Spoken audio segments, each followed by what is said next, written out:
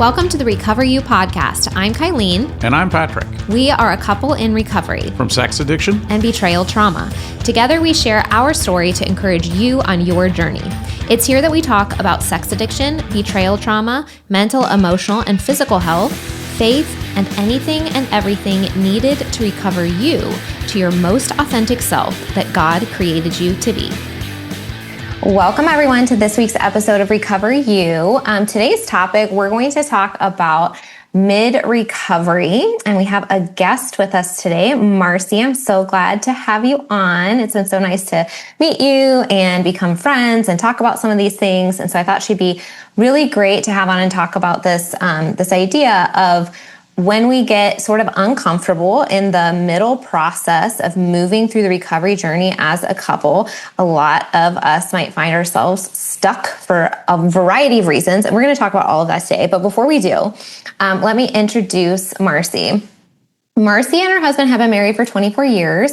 They are also parents to 4 children, ranging from young adolescents to adults in their early 20s. She is currently an undergraduate student pursuing a degree in applied psychology with a minor in biblical studies. She has been leading in-person betrayal support groups at her church for the past 3 years, and her passion is to be fully present and aware of the person experiencing pain and suffering who really needs to be seen. She teaches women a structured process she developed for defining boundaries rooted in her personal experience of betrayal. And she and her husband share a deep commitment to educating and supporting couples navigating the challenging journey of mid-recovery, as they themselves have asked, what's on the other side of this? And they understand firsthand how difficult this stage can be. Welcome, Marcy. I'm so glad to have you. Thank you so much, Kylene, for having me. And I'm really excited for our conversation. I feel like we're just going to be having the same conversations that we have as a friend. Thanks for having me on. Yeah. Well, let's start maybe, if you're comfortable, by sharing a little bit of your story. You know, who are you? How did you get here? And why is this a topic we're going to discuss today? Absolutely. Yeah. So my husband and I we have a betrayal story. And ours didn't happen until 20 years into marriage, which is a huge, pain point for me. Mm-hmm. But backtracking, we met playing in a Christian rock band. It was so much fun. We were just really good friends. And so we had just a shared common purpose of loving Jesus and music. And we got married, and all of us in our band wanted to move to Oregon. So we did. And within that first year of moving, things just got really hard. And we walked through lots of church disappointments, losses of friends, personal crisis, that just tested us in ways that we hadn't anticipated. So we just really tried our best to navigate it. And I had no clue what was going on underneath the surface with him, and whether neither of us knew what was truly going on in our marriage and what it was suffering from. We really now know it was the hidden open door of sexual addiction and acting out, but I had no clue through the 20 years that this was going on. Yeah. And kind of some context to me was I grew up in a purity culture. A good Christian wife does A, B, C to safeguard everything in your marriage. And so I really learned how to disassociate from my just own sexuality and to cope through life. I just never asked questions about is it healthy? Am I off? I just thought it was my task to keep him happy. And also I had suffered from some, violation from sexual stuff from boys in youth group. And so I just was really disassociated from my sexuality. Mm-hmm. So after 20 years of marriage, D-Day hits. And this is the part that I just see the Holy Spirit at work in my life, that I had already been going down a journey of self-discovery and mental health before D-Day, as we say, Discovery Day hit. And so I had enough connection with, I call it my Holy Spirit-led self, that when everything was disclosed, I was really able to draw the line in the sand because I kind of knew a little bit of what I would and wouldn't allow in our marriage going forward. So I asked him to leave, and it was probably the worst and best day of our family's lives. Our children's ages were 18 all the way down to 9 at the time. So they weren't just watching me go through betrayal, like they were actually walking through it themselves. Mm-hmm. And pretty split. Like 2 of them just wanted to be with their dad, and 2 of them didn't want to talk to their dad. And he had a choice that day. And I'm really grateful that coming to the end of himself and knowing what it felt like to like wonder if he lost his family, he became a Saul to Paul story. And I just want to validate, I know that doesn't happen in every situation, but I just kept picturing myself in this like dry riverbed every time I just like would picture our story. And I really felt like I was dying. Like, where's the water? Like, how am I going to get through? Mm-hmm. And I just remember this thought of when I opened my eyes to kind of observe what was around me in the dry riverbed. I heard this quote on, I think it was a message where a guy said, if you find yourself in this dry, barren place, it's because you're actually in the middle of a miracle, because he's pushing back the waters around you. And I think that just like was like, oh, okay, God, what are you doing in our lives, and what's going to happen with our marriage and our kids? So just a fast forward of this has been now almost 4 years of our life, and he jumped right into some recovery groups, and I begrudgingly joined a betrayal support group, and everything has just transpired from that. And I just could never imagine living life the other way.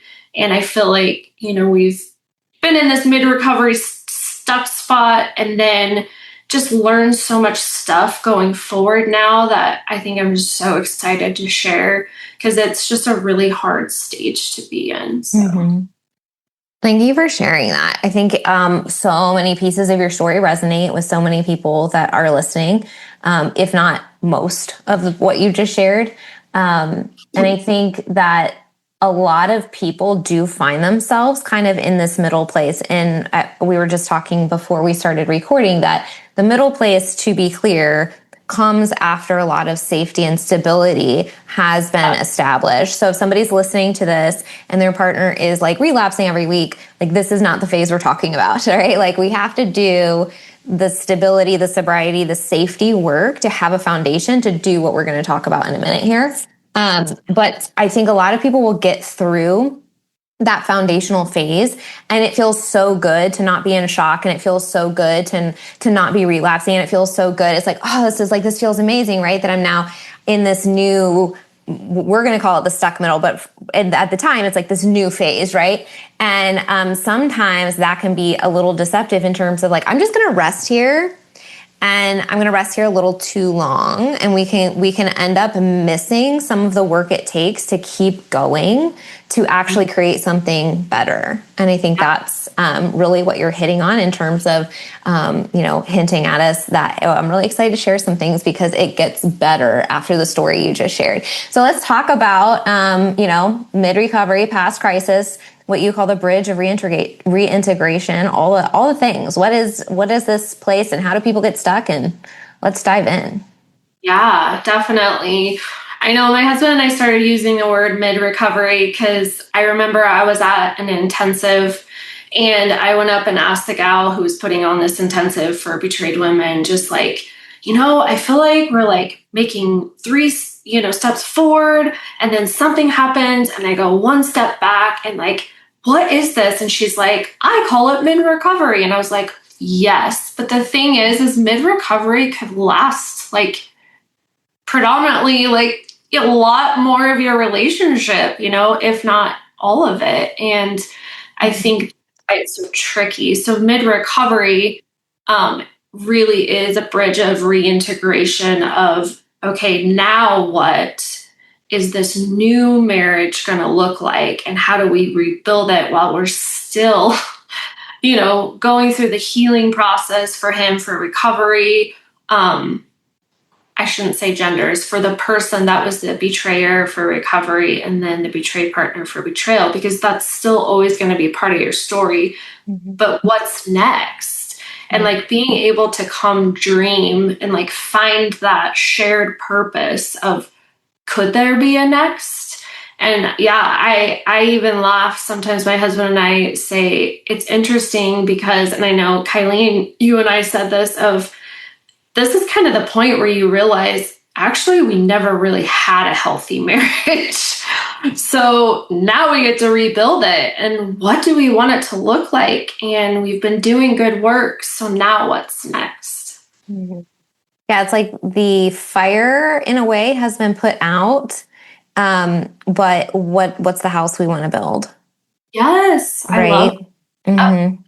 And I do think it's really easy to feel relieved. And I use the analogy a lot of like a staircase where it's like you get to the stair and you relax a little bit and it's totally okay. Like you just did a really hard work to get to that place and we really don't want to stay there. So eventually, if we have a vision of what health is, ultimately, we're going to hit the end of that stair step and we're going to be required to push up and use our muscles and go through the discomfort of change again to get to the next stair. So I think that's like life.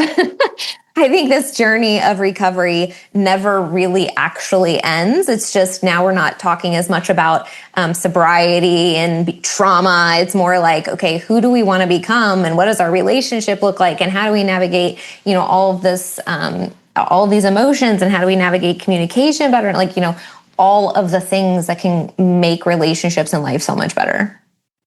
Absolutely. And I know too, you and I have talked about too, even like to the depths, I feel like this is a common thing I see with women I do groups with, or even just talk to in betrayal, is even like kind of a deconstruction in a healthy way and reconstruction of our beliefs in who, our religion and who God is and what he isn't, and like our bodies, and like realizing, like I said, I had never been connected to my sexuality. And I think it's almost like this, like, yes. And then, oh my gosh, where do you go from here? And yeah, it can be a really exciting and a really like nervous, unknown, like thing. And that's why I think it's so important to start normalizing this conversation. It is. And I'm really glad you brought up the sexuality piece because I know this isn't what we were planning on talking about, but I do want to touch on it because when you think about sex and porn addiction, it is an intimacy disorder and they don't know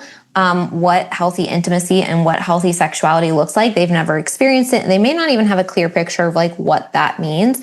And then if you have a betrayed partner who, like many of us, had other sexual issues, whether it was purity culture, whether it was some form of sexual abuse, whether it was, whatever, many of us have experienced one to, more of those things in our lives.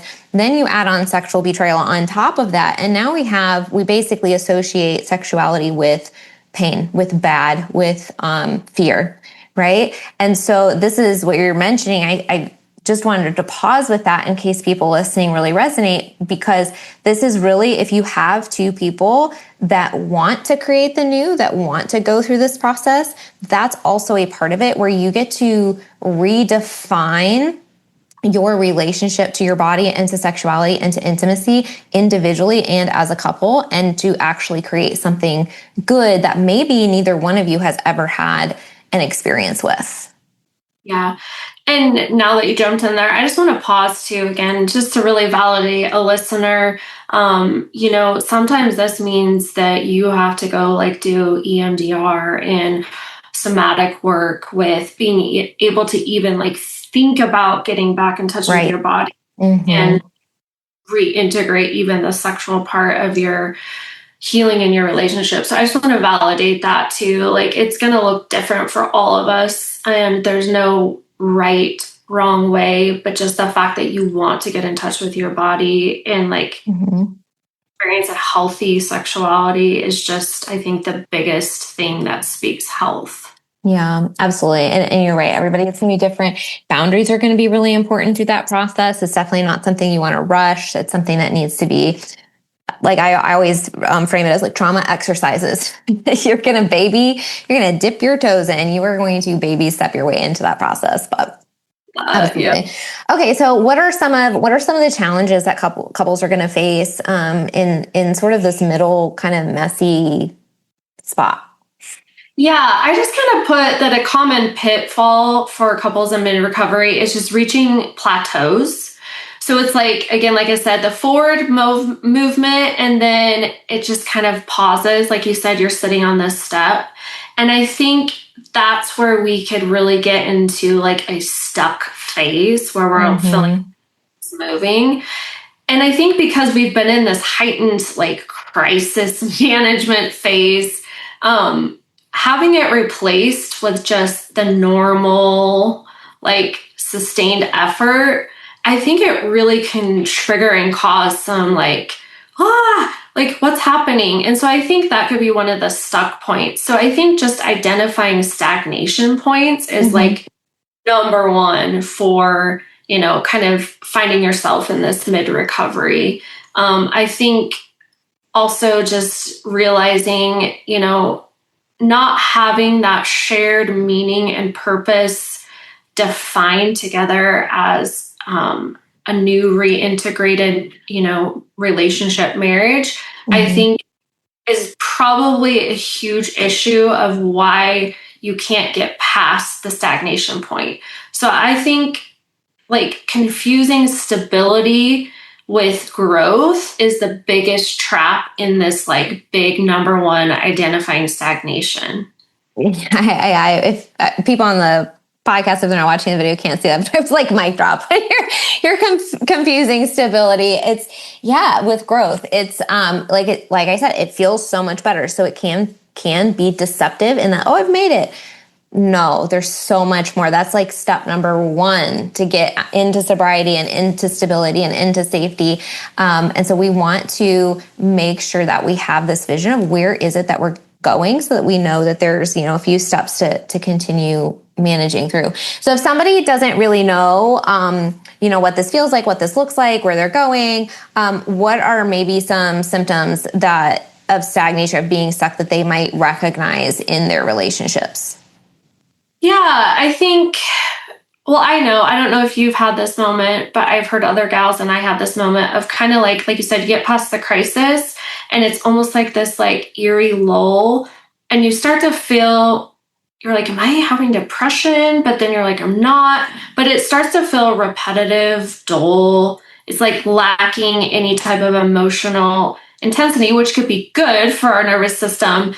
But it's just like it's almost like, the stage of like depression. And I think about grief too, that like before acceptance is depression, but it almost feels like that of like this, is this all there is? Is this going to be us the rest of our life? Yes. No, I love that you brought that up, because something that I would say to Patrick was, I would start to feel like it was time to take that next step up, right? Like I would personally be the one that like hits the back of the stair, and I would start to feel uncomfortable. Like I was fine with it because it was the step we took, and then I'd settle with it, and then I'd start to feel uncomfortable. And I would sometimes say to Patrick, like, I'm really proud of how far we've come, and I'm realizing I'm not okay staying here forever. Like we have to keep moving forward, because what I'm feeling right now and where we are as a couple is not good enough for me.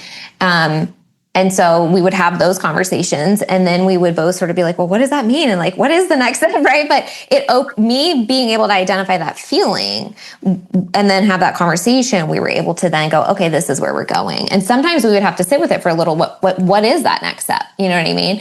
But yeah, I'm really glad you brought that up, because sometimes it really is one person going, hey, maybe something bad didn't happen, like a relapse didn't happen or whatever, but like this dynamic that we're experiencing right now is not good enough for forever.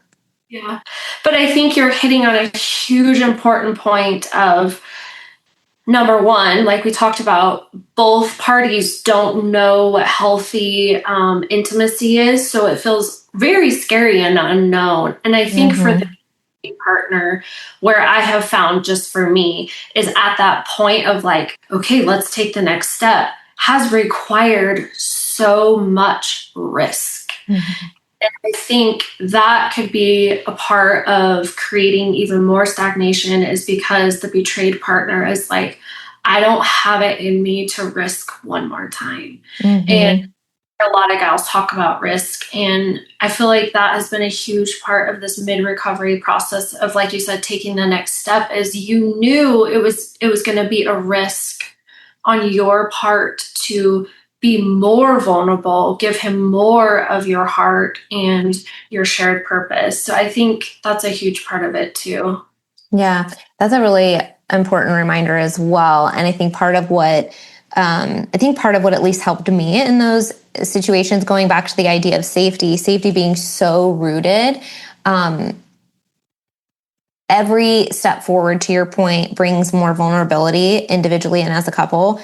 And so having Patrick be someone through the process that recognized that on a lot of levels, that my willingness to keep moving forward took effort and took vulnerability, he was able to really emotionally support me through that process. And so he would give me the space. So we would again, using the SEER 7, we would sit there for a while, right? Until that point that I felt like it was time to move. But there would be so many instances where we would be making an effort in one part of our relationship to move forward, or whatever that might be and whatever that might look like. And I would have a trauma wave of some sort as we would continue moving forward. I would have some sort of emotional hit, and he would be there to, just let me cry in his arms, or to tell me, hey, it's okay, or hey, we don't need to take this step right now, or, whatever it might look like. And so I think that piece really helps too, both partners recognizing that this is going to be vulnerable, but the vulnerability aspect, if you can support each other through it, ends up being a piece that helps continue building the house and making it stronger. Yes, and exactly why at the beginning you're giving the preface of there has to be that foundational safety work. I know my husband loves to recommend, and he's even ran a support group with Carol Jorgensen's Sheets, Help Her Heal book. Mm-hmm. Again, I think he goes back to that, what you said, like, I always say it's humility. And I can tell by your tone and the way your eyes are looking at me, the humility and the empathy, yes, creates the foundation where you can then decide to risk more. But if you're not experiencing that, this is definitely not the mid-recovery phase you can enter into. Mm-hmm. So what are some of the reasons why people will still stay stuck, or the underlying dynamics that people are going to experience or feel through this process? Yeah, I think I put number one as like fear of true intimacy, but I kind of want to skip down to recovery fatigue, because that kind of goes back to what we were talking about of that year of like where you're starting to realize you're in mid-recovery of like, is this all there is? I don't think I can continue to go to one more group, one more counseling session. Like, you just want a break. And I think that recovery fatigue is huge. And it's just burnout from all the work, But I think fear of true intimacy, just that fear of the vulnerability, or just like that reluctance to really fully commit to the new relationship, is really fueled by the pain of the past, and just like what we talked about, the fear of risking trust again.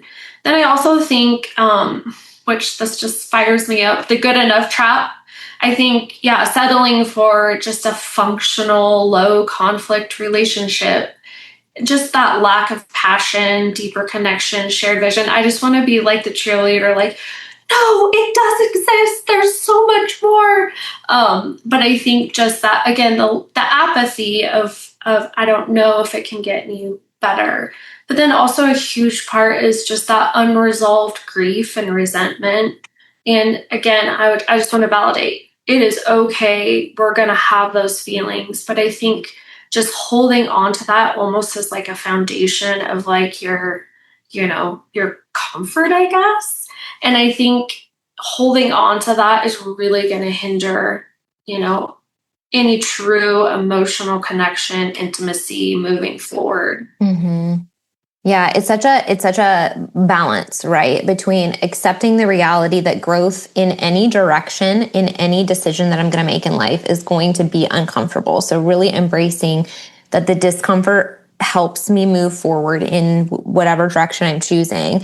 And if that direction is with a partner, the partner being sensitive enough to support you emotionally through that process and to recognize what an effort it is. Because if a betrayed partner is going to say, hey, I'm going to be brave here and try to be more vulnerable, and they're faced with a partner who is unable to support them emotionally and maybe gets defensive or doesn't sit with them through their triggers and turns it back around or makes himself the victim or something like that. Like all of those things are going to they're going to take you, if you got to mid-recovery, they're going to take you right back to the foundational safety phase. So like, I think sometimes that's what people don't understand, like how important that is, because for a betrayed partner, those little earthquakes really do take you so far back, because safety and trust takes so much to build after that level of pain.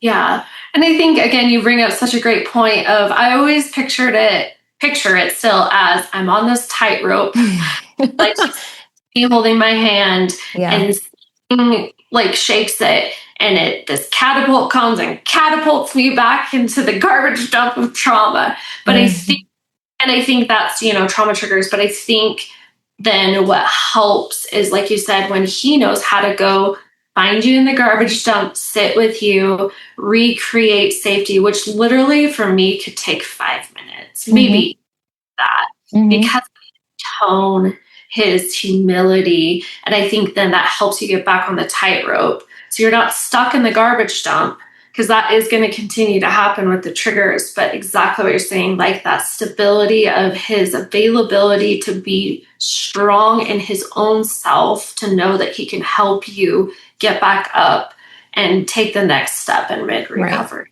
Right. I think what's so magical when that happens is the person that caused the most pain transforms into the safest person in your life. If they can do that level of work to sit with you through this process, they become the person that you go to when you're in pain from other things now, because they've created such safety. And I think that's really the ultimate goal.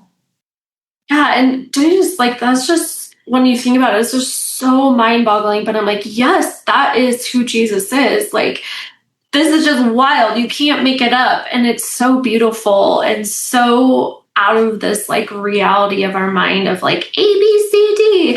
And that's the part I think I said that I couldn't ever imagine going back, because this has been such an incredible, beautiful picture of like who he is and like grace, like it's just so encouraging.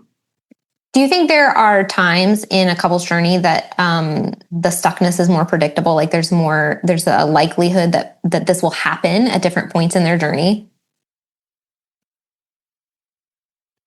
Yeah, I think, kind of that return to normalcy, kind of like we talked about, when those like crisis stressors are not so heightened, and maybe you're kind of having like a chill, cool phase with your career, children, finances. I think that can really be like unconsciously like the back burner of something that could be pinpointed to.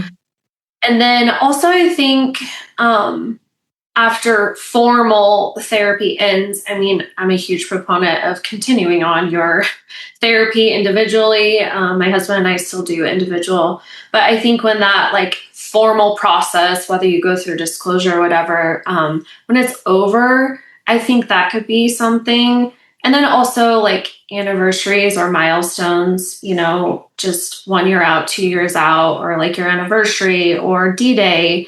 I just think that could also be part of it too. Totally. Yeah. I think all that sort of, anniversaries and milestones can be such humps to jump over, right? Like such hurdles and such, barriers emotionally there to process through. And it's like that first year in particular is always so difficult because we just don't even know like how are our brains and our bodies going to respond to this. And then we go through the first year and we learn a little bit about our trauma response. And then we go through the second year. Is it the same? Is it different? Right? And through that process, you're building so much safety and communication and growth, and it changes every single time. And it's like two people that are constantly evolving, working together to navigate whatever is coming up. Yeah. And I know this is a little tangent, but I know you and I share the same passion of how learning in that beginning crisis time, doing your own work and knowing how to ground self and in the middle of anything in your life, I think doing that foundational work is so important in how you can actually start walking in mid-recovery, because you're not taken out for a whole week because you're sick physically, because your nervous system is like not knowing how to regulate. Practicing and getting back into regulating self, I think, is so helpful, specifically thinking about milestones and anniversaries. And just like, how do you get to a point you're never going to forget, but you know how to go and comfort self and walk through it in more of a stable way? Yeah, absolutely. And I think when a lot of times when I talk about triggers and healing, sometimes I think when we start a journey of healing, we sort of have this idea that if I say I'm healed from betrayal trauma, it means that I never have an emotion about it ever again, or my feelings are never hurt by it ever again, right? And I think that's unrealistic. It's like if somebody went through a horrible traumatic life event, whether, let's say it's a tornado that tore their house down, or they were, in war, whatever it might be. When people go through bad, painful, traumatic experiences in life, 5, 10, 15, 20 years later, if they spend time thinking about that or something reminds them of that, the emotions are still going to come up. But what healing does, especially when there is, if you're in a coupleship where there's a partner that's supportive and you've done it together, healing really offers the opportunity to that those triggers are fewer and further apart. And if they come up, they're less painful. And we can do that, like I said, individually, or if we're with a partner, they're going to need to, they will have to participate in that process. But that's what healing really offers, is that like, hey, this thing happened. Like, we can't undo it as much as we wish we could. We can't undo it. So what are we going to do moving forward in order to heal ourselves individually enough to be able to stand through the things that come from it later? Yes, I love that so much. Yes. So what are thinking about people moving forward, moving through it? Maybe they've been listening and they go, oh, like I'm resonating a little bit with this. Maybe I am sort of in the middle. Well, how the heck do I get out of it? How do I move forward? What do we do? What are some tools or resources or ideas, or what happens now? I think I just am really passionate about like escaping this like stuck phase, or understanding that you're in mid-recovery and starting to feel stuck. There has to be a proactive shift from managing the relationship, managing the healing, the recovery, to, like we talked about at the beginning, recreating it. Have some space to dream and do that. And I feel like, I'm just talking from my experience, a huge part of my husband and I's like healing and reintegration has been having a defined shared vision. We call it our moral values, but shifting the focus from like what was, what happened, the confusion, trying to find the whys, to what now can we use that for to be our future, and being able to like co-create this detailed like vision for your relationship going forward, specifically us like being 20 years into marriage, and now we're 24, and our kids are older, just like, whoa, what are we going to do? And just this recent season for us has been like, what do we like to do together again? And we picked up music and started doing it together again, like finding fun things. And what's hard is when those things remind you of the past. So we've had to recreate new. memories. But I think, defining a shared vision, and that's going to look different for every couple. And then continuing to prioritize your personal growth. And I think we've talked enough about that, but just that is so important. Self-care, connecting to self, grounding, all those things. But then I think re-injecting that intentionality. So fun stuff like growth dates, then fun dates, but like looking at the growth dates and the fun dates as things that are cohabiting together, whether it's like, let's talk about our vision. My husband and I are kind of doing the Gottman style with our marriage counselor. And so once a week, we do a State of the Union address where it's just really simple questions. But part of it is like, okay, like, what do we want to do next week? That would be fun. And I know it sounds simple and cheesy, but that's been so huge for us of getting out of crisis into out of stuck in the mid-recovery to what's next.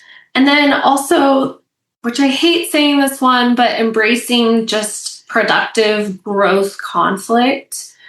So I think part of the stagnation, is realizing that we just want to avoid conflict again because of our nervous systems. And I think we have to relearn how to have difficult conversations without like fearing a relapse into crisis. And like, I'm completely like the one that has feared that. And I still kind of struggle with that. But I think it's just setting that standard of communication to like not avoid the conflict. And I know a lot to just put out there. But I would just say, take the next best right step, like simplify, just pick one thing. But these are just things that have been huge in our reintegration. Well, I think they would map across most people's journeys that want to get there. We talk a lot in the podcast about having the vision. Like, you've got to be detailed about it. Like, what do you actually want your life to look like? What do you think a healthy relationship looks like? And if you have that really clearly, if you get that really clearly, then it really helps you kind of go, okay, well, where are we now? And what is different between where I am now and what I just articulated and what I just got really deep. Like, how does that couple have conflict? How does that couple in my head about, healthy intimacy and healthy conflict and healthy relationship? Like, what are the behaviors that they engage in? Okay, now what are the behaviors that we are engaging in and how is that different? Right. And I think having that vision is so, so, so important. And then to your point, reconnecting and reclaiming things and making sure that you're spending time together and communicating. I like, if I could tell people the level of talking, the level of communication that I think couples should have versus the level of communication that I think most people are having, I think it might blow their minds. I joke with Pat, like if we had a camera, like it was a reality show or whatever, like following us around. There are certain things like how much we talk, how much we text, how much we're on the phone. Like it's a lot, right? Like, and I think that does help because, at this point in our recovery journey, it's not about, we're not having all these conversations about betrayal and trauma and all this kind of stuff. But we're just checking in all the time. We're constantly aware of like, well, where are you? What are you doing? What are you thinking? What are you doing today? And, how was your day? And, we're just all up in each other's lives all the time, but way, way, way in the beginning, it was hours and hours and hours of conversations that would be multiple hours back to back of like working things through and learn and really getting an understanding of what was happening and how each other was feeling and what was going on in his brain, and he was learning what was going on in my brain, and now we're able to have deeper conversations about recovery and what he has learned and how he's feeling as he keeps shedding layers of stepping into becoming a new person. And we talked about that on a recent episode as well, kind of some of the things that he's learning and stepping into and processing now. So yeah, I think everything that you mentioned, it maps over to everybody that's going through this. And I also feel like a lot of, in my opinion, what we've learned and what we've experienced through this process, I feel like most of the tools and resources and processes that you learn are almost like every couple that's like a couple should be doing these things. Right? Like It's not just like betrayal. It's not just addiction. It's like, how do you create intimate, vulnerable relationships where you understand, see, validate, respect, love, support your partner? This is like the kind of work that couples do. Yeah, and I think that is such a great point because going back to, I think these are the moments where like, yeah, you look at each other and you're like, I couldn't ever imagine going back to a old before this normal marriage. And I now have friends who aren't in betrayal, like wanting to ask me questions and like, wait a second, like, tell me more about that. Because I think they see that level of shared, like, intimacy, like emotionally and spiritually. And yeah, just like, I think it's hard for people to wrap their head around who've never experienced that. But again, we are experiencing this because we both had to make a choice, right? Of what are we going to go forward? And then what are we going to have it look like? And I think that is one of the gifts of this, horrible thing that ends up being this beautiful gift for us, Absolutely. If you had to briefly describe, what, like if you in your words had to sort of describe like a healthy marriage, what does that look like? I think again, we're so passionate about a shared vision and purpose. I think that right there is something that we continually fall back on, even in the beginning of our process, like before I had even decided if I wanted to continue on. I felt like falling back on our friendship was the way forward, not knowing if we would stay together. But I just realized in that point too, we just have really strong shared moral values with how we treat people and how we see people and how we love to be generous and stuff like that. And I think that has been a huge part. And so that is huge. And then I think again, realizing what is hindering you from intimacy, because we say intimacy and I think we all interpret it weird, but we always joke, you should feel the same connectedness, whether you're having sex at the grocery store together, having a conversation about God together, like it should feel the same connection. And again, I love that. Hard to describe if you've never experienced that, but we are on this side where we have. And I think because it's so incredible and I start to understand, oh, I really get what God's intention was for the Garden of Eden. And so we even refer to our relationship as the garden of like going back to being fully known. And there's no expectation on it. It's not about getting what you want sexually from the person or fearing the hiding. I think it's you're fully, truly known in every aspect of your life. And I really would say that is a healthy marriage relationship. I love it. And I couldn't agree more. I love the way that you just described that. And, yeah, I'm just thinking, I was, as you're talking, like, yes. But particularly what you said about you should have the same level of connection everywhere. So I'm going to throw this out there. It's totally off topic, but it's sort of on topic. When you're out in the world and the horrors sometimes that are social media, and you hear people, talking about sex being a need or like men claiming that's how I feel connected. And you're like, this is a problem.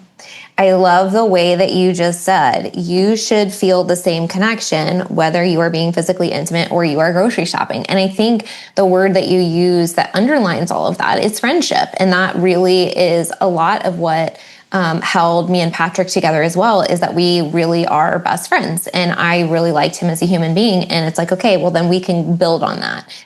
And that might be a wildly different idea that you should feel connected in the same way. So I wanted to like hit that a couple times because that is That is it. That is it. That is a healthy relationship. I'm sitting next to you at church. I'm sitting next to you, or I'm walking next to you in the grocery store. I'm sitting next to you in the car. We're being physically intimate. We are connected at all of those points in the same ways because we're vulnerable, we're intimate, we're connected, we love each other, we respect each other, we support each other, we're friends. Yeah. And I can't wait. That could be another podcast because, you and I share the same passion about, just like intimacy, specifically like sexually correlating over into, friendship and just how amazing it can be. So we'll just throw that little nugget out. Love it. I'm so glad that you came on and talked about this today. Thank you so much for sharing your life, your story, your journey, all of the wisdom that you have gained from it. Is there anything before we sign off that you would like to leave with our audience today? I think, again, just validating that. I just know for me, because I'm always so hard on myself, like, if you're sitting here listening to this, it's okay if you feel like disappointment rising up, or if you're like, is this ever going to happen? Or, yes, I'm excited. I want to validate all the feelings that could be coming up. And I think that right there, if you can validate them and acknowledge where you're sitting right now, I just want to speak that is actually such an amazing sign of getting back in touch with self. And I think that is the greatest gift you could give your relationship going forward. Your marriage is connected to self, because then you're able to truly show up authentically, be known, and then want to see the other person that way. I love it. Thank you for sharing that. Remember, everyone, every day is a new opportunity to choose health and freedom. Make that choice today, and we will see you next week. Woohoo! If you're listening to this, it means you've made it through an entire episode. Part of recovery is spending time engaging in healing and self-growth activities. We are thankful that you chose our podcast to be one of those activities today. Make sure you reward yourself for that accomplishment. If you've enjoyed this episode or this podcast, we would love to hear from you. Please take just a few moments to leave a rating and review, letting us know your experience with Recover You. We not only love hearing how these episodes are helpful, but ratings and reviews help others just like you who are searching for recovery information and support find the podcast too. We can't wait to hear from you. See you next week.